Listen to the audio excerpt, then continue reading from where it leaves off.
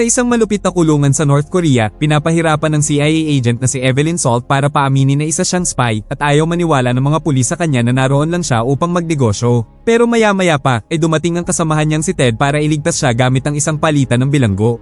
Nagtataka si Salt dahil bawal iligtas ang isang agent kung kapalit nito ay ang kapakanan ng iba pa, pero sinabi ni Ted na napilitan lang ang CIA na palabasin siya dahil sa kaibigan niyang German scientist na si Mike.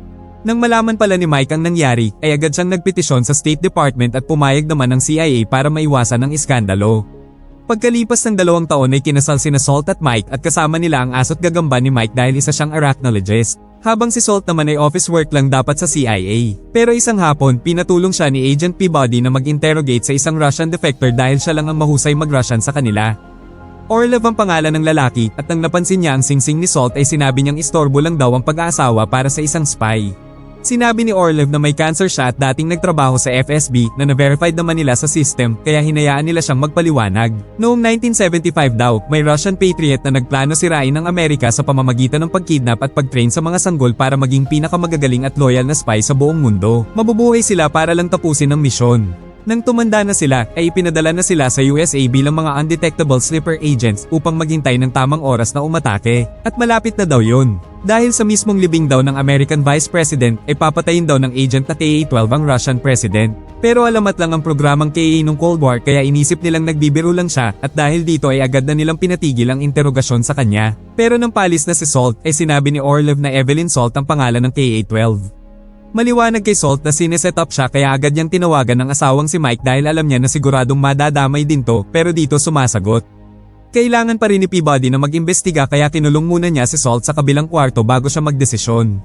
Habang nangyayari to, ay nilipat naman nila si Orlev sa ibang kwarto gamit ang elevator. Pero gamit ang kutsilyo sa sapatos ay bigla silang mabilis na inatake ni Orlev. Kaya mabilis na nakatakas si Orlev sa building at dahil busy ang CIA sa paghahanap sa kanya ay nakalabas si Salt sa opisina sa alibay na iihilang siya. Nakapunta siya sa emergency stairs pero napansin din siya ng mga agent kaya nilock nila ang lahat ng pinto. Kaya gumamit siya ng fire extinguisher para palabuin ng mga CCTV. Tinawagan siya ni Ted para pigilan dahil nagmumukha daw siyang guilty pero wala daw siyang pakialam dahil sa mga oras na to ay asawa niya ang priority niya. Pumunta siya sa cleaning supplies at naghalo siya ng mga kemikal sa loob ng paa ng mesa. Kaya nang dumating ang tactical team, pinasabog niya sila gamit yung ginawa niya na isa palang rocket launcher. Tapos kumuha siya ng baril sa isang agent at binasag niya yung salamin ng bintana para tuluyang makatakas. Agad siyang pumara ng dumadaang taxi at pagpasok sa loob ay agad niyang tinawagan ulit si Mike pero hindi pa rin ito sumasagot. Tapos ay sinira niya ang SIM card niya para hindi siya matrack at naalala niya ang utos ni Ted noon na makipagkaibigan daw siya kay Mike. Dahil sikat na scientist si Mike na may access sa borders ng North Korea kaya siya ang perpektong cover para makapasok si Salt sa loob ng bansa. Nang makauwi na si Salt sa apartment nila ay tila wala doon si Mike. At na-analyze ni Salt na kinidnap siya. Nag-impake agad ng damit at baril si Salt at kinuha niya yung gagamba tapos dumaan siya sa bintana kasama ang aso niya saktong pagdating ng mga taga-CIA sa bahay niya. Nainis si Peabody nang makitang walang tao sa apartment pero hirit ni Ted na baka nagsasabi ng totoo si Salt at may nag-set up nga sa kanya. Dumaan si Salt sa bintana ng building upang iwan muna ang aso niya sa batang kapitbahay at alagaan muna to habang wala siya. Nagbihis na rin si Salt ng ibang damit at di niya maiwasan na muling maalala si Mike. Noong una, pumupunta lang si Salt sa museum para mapalapit kay Mike para sa misyon pero sa huli ay naging totoo ang nararamdaman niya dito. Pagkatapos noon, lumabas si Salt ng building na nakasombrero pero nakilala pa rin siya ni Ted kaya hinabol siya ng mga ito sa buong syudad. Sa huli ay napaligiran siya sa highway at sinubukan ni Salt na magpaliwanag na wala siyang kasalanan. May naninira lang daw sa kanya para ma-distract ang CIA mula sa totoong taong papatay sa Russian President. Pero walang naniwala sa kanya kaya tumalon si Salt mula sa highway at bumagsak sa isang dumadaang truck upang makalayo sa kanila. Hinabol agad siya ng CIA at ng mga pulis gamit ang kanilang mga kotse kaya tumalon-talon siya sa ibabaw ng mga dumadaang truck. Nang makalapit sila, binaril siya ni Peabody at tinamaan si Salt sa balakang kaya nahulog siya at patuloy na tumakbo na lang sa kalsada. Saktong may dumaang nakamotor kaya hinarang to ni Salt at tinakaw ang motor nito upang gamiting pangtakas. Dahil dito, nakasingit siya sa gitna ng traffic at naiwan ng CIA dahil hindi sila kasya sa maliit na espasyo. Habang sa mga oras na yun, ay nakatanggap si Peabody ng report sa text na namatay ang magulang ni Salt noong bata pa siya at dinala siya sa Russia na tugma sa kwento ni Orlev. Maya-maya pumunta si Salt sa isang bar para pansamantalang tapalan ng sugat niya at magpalit ng damit habang iniisip ang nakaraan kung saan masaya pa sila ni Mike noon. Sumakay siya ng bus papuntang New York at naalala niya yung araw na laya na siya sa kulungan sa Korea. Inamin niya kay Mike na taga-CIA talaga siya at hindi pwedeng maging sila. Pero hindi to inintindi ni Mike dahil mahal daw siya nito. Pagdating ni Salt sa New York, tumuloy siya sa isang sikat na hotel gamit ang ibang pangalan at nagnakaw ng coat sa sabitan. Sa kwarto niya, nagtanggal siya ng contact lens at peking ngipin at lumabas nga ang katotohanan. Isa nga siyang Russian sleeper agent at ang pagpapakita ni Orlev ay bahagi ng plano para ipaalam sa kanya ang next mission. Maraming dalang iba't ibang armas si Salt at kinuha niya ang laso ng gagamba para ilagay sa mga bala niya. Gumamit din siya ng computer para i-download ang mapa ng mga tunnel sa subway para sa susunod na plano, ang tapusin ng Russian president. Habang kinukulayan niya ng itim ang buhok niya, naalala niya ang araw na tinanggap siya sa CIA at kung gaano kadaling napaniwala ang lahat na gusto niyang protektahan ng Amerika. Kinabukasan, habang puno ang kalsada ng mga taong nagpapaalam sa Vice President, ay nandoon naman ang CIA para bantayan ang pagdating ni Salt kaya nag-subway na lang siya. Sarado ang station malapit sa simbahan dahil sa libing ng Vice President pero handa si Salt. Nagpasabog siya ng smoke bomb sa loob ng train at habang nagkakagulo ang lahat ay tumalon siya palabas ng subway at ginamit ang mapa para dumaan sa mga tunnel. Dahil dito, nakapasok siya sa simbahan nang hindi napapansin at nakipag-away siya sa bawat guard para makapunta sa kwartong nasa ilalim mismo ng podium kung saan nagtatalumpati ang Russian president. Nakatanggap sina Ted at Peabody ng balita na nawawalan sila ng mga guards at nag-imbestiga pero naunahan na sila ni Salt. Naglagay siya ng bomba sa kisame at nang sumabog ito ay nahulog ang Russian president sa kwarto sa ilalim na kinaroroonan ni Salt. Mabilis na binaril ni Salt ang presidente gamit ang lasong bala at dahil sa ingay ay nahanap siya ni Peabody.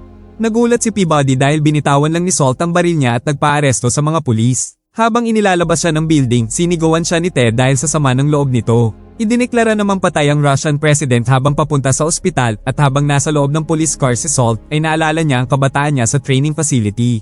Noong bata pa siya, inoperahan ng mukha niya at binigyan ng bagong pangalan na Evelyn Salt na may kahulugan sa isang kwentong Amerikano. Tinanong siya ng bata sa kabilang kama kung mamimiss ba niya sila pero di sumagot si Salt. Nang makarating ang police car sa tulay, sinimulang bugbugin ni Salt ang mga officer at pinabangga ang sasakyan sa iba pang mga pulis. Matapos banggay ng marami pang kotse ng pulis, ay pinatalsik ni Salt ang sasakyan niya mula sa tulay at ligtas naman na lumapag dahil sa airbags. Pinagkaguluhan ng mga tao ang crash site at sinamantala ni Salt ang pagkakataon para tumakas ng hindi napapansin, sabay kuha ng sombrero sa tindahan. Pagkalipas ng ilang sandali, ay sumakay si Salt sa bangka at naalala ang araw na binalik siya sa Amerika para kunin ang bagong pamilya habang naghihintay ng kung anumang utos sa kanya. Pagdating ni Salt sa harbor, nakita niya sa TV na may mga protesta laban sa Amerika sa buong Russia dahil sa nangyari sa kanilang presidente na tinuturing nilang terorismo. Sa isang bar naman sa di kalayuan ay nagkita sila ni Orlev at tinawag siya nitong perpektong likha at lumalabas na si Orlev pala talaga ang nasa likod ng lahat ng ito. Pinagalitan siya ni Orlev dahil nag-asawa siya pero ani Salt ay kasama to sa plano niya. Pero para masiguradong tapat pa rin si Salt sa Russia ay dinala siya ni na Orlev sa hideout nila at pinakita nila sa kanyang bihag nila si Mike. At imbes na barilin siya ay dahan-dahan nilang nilulunod si Mike para tingnan kung magre-react ba si Salt sa harap nilang lahat. Walang emosyon ng mukha ni Salt pero kitang-kita sa mga mata niya ang sakit dahil di niya mailigtas si Mike. Dahil dito ay nagtiwala na sila kay Salt at tinanggap siya ng mga kasamahang spy na nakilala niyang sila yung kasabayan niyang lumaki sa training. Kinausap siya ni Orlev ng sarilinan para sabihing ang susunod na plano ay kontrolin naman ang mga atomic weapons ng Amerika. Makikipagkita si Salt sa isang agent na naka-NATO uniform sa eroplano para sa huling instruction.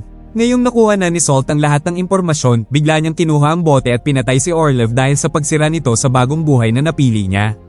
Kumuha siya ng mga granada at baril para ubusin ang lahat ng tao sa base ng walang pag-aalinlangan. Pero sa mga sandaling yun ay huli na pala ang lahat dahil nasawi na si Mike nang balikan niya ito. Umiyak si Salt habang naaalala ang saya nila noong araw ng kanilang kasal. Maya-maya pumunta si Salt sa nakatalagang eroplano at natuwang makita si Schneider, ang batang nagsabing mamimiss siya noon. Naging makapangyarihang colonel na pala to ngayon at isasama siya nito sa White House bilang militar upang patayin ang presidente. Marami na rin daw ibang sleeper agents ang nasa loob na ng White House ngayon. Pagkalipas ng ilang oras, dumating sila sa Washington at nagpanggap si Salt na lalaki para tumugma sa peking ID na binigay sa kanya. Nakapasok sila sa White House nang walang problema at napansin nilang nandoon din ang CIA para sa isang meeting ng presidente. At bahagi ng plano nila, kunwaring biglang nagwala si Schneider at tinulak si Salt tapos ay binaril niya ang lahat ng taong nandun. Inilikas ng mga guard ang presidente bago magpasabog sa sarili si Schneider at sinabi ni Ted sa mga kasamahan niya na baka nasa paligid si Salt. Ginamit ni Salt ang gulo para magnakaw ng card key at tanggalin ang kanyang disguise para makagalaw ng maayos. Nakita niyang dinala ang presidente sa bunker gamit ang elevator, kaya nang makaalis sila ay pinatumba niya ang guard at pilit niyang binuksan ang pinto at tumalon siya pababa sa elevator shaft. Pero tuluyang nakapasok ang presidente sa bunker kaya nagmadali si Salt na pumasok sa koridor bago sumara ang pinto habang pinatutumba ang mga guard na humaharang sa kanya. Habang sinisira ni Salt ang control panel ng mga pinto at camera, binalita ng team sa presidente na handa na daw mag-launch ang mga missile ng Russia. Nag-utos ang presidente na ihanda ang kanilang nuclear options habang may mga agent na lumabas para tingnan ang pinto, pero tinalo sila ni Salt.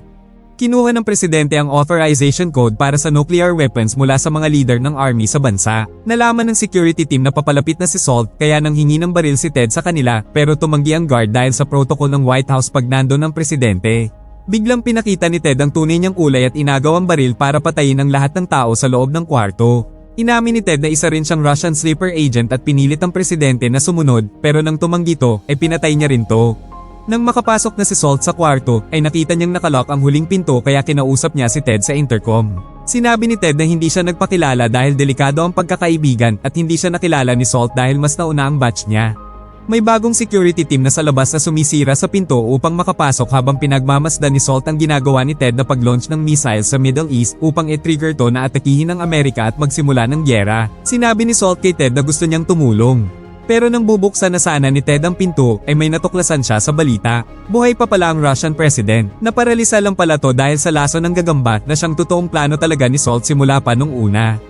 Napagtanto ni Ted na nagtaksil si Salt sa Russia dahil totoong minahal nito si Mike na pinatay naman nila kaya upang inisin si Salt ay inamin niyang siya ang nagkumbinsi kay Orlev na si Salt ang gamitin sa misyon. Hindi niya pala talaga gusto si Salt at di niya inasahang makakaligtas pala si Salt sa misyon na to. At lumalabas na si Ted din pala ang nagpa-hostage kay Mike. Kaya nang marinig to ay nagalit ng sobra si Salt at binaril niya ang salamin pero bulletproof pala to. Sinimulan ng i-activate ni Ted ang mga missiles, pero buti nakaisip ng ibang paraan si Salt. Sinira niya ang wall para lumabas ang wiring ng mga lock. Dahil dito, ay nakapasok siya sa opisina at nakipaglaban kay Ted ng mano-mano. Nung una ay parang natatalo ni Ted si Salt pero nakahanap ng pagkakataon si Salt na itulak siya para makancel ang launch sa computer.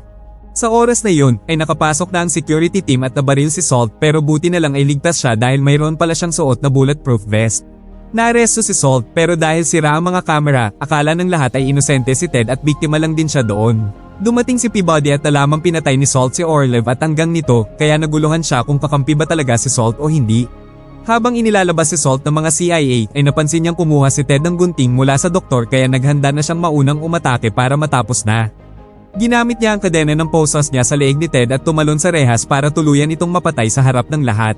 Tapos ay isinakay si Salt sa helicopter kasama si Peabody para magpaliwanag sa lahat ng nangyari. Sinabi niya ang totoo tungkol kay Ted at ang ayaw maniwala ni Peabody, ani Salt ay kaya niyang patayin ang mga presidente noon pero di niya ginawa. Alam niya ring marami pang sleeper agents at uubusin niya daw silang lahat bilang paghihiganti. Dahil sa tapang ni Salt at sa balitang pinatay nga niya si Orlev, naintindihan ni Peabody na si Salt lang ang tanging pag-asa nila laban sa mga traidor. Pero alam niyang walang maniniwala kay Salt kaya kailangan itong maging illegal. Palihim niyang kinalagan ng posa si Salt habang walang nakatingin. At pagdaan ng helicopter sa ibabaw ng ilog, ay tumalon si Salt at nagpanggap naman si Peabody na nagulat sa pangyayari. Kunwari din na pinaikot niya yung chopper para hanapin si Salt pero nakaahon na si Salt sa tubig at tumatakbo na sa gubat.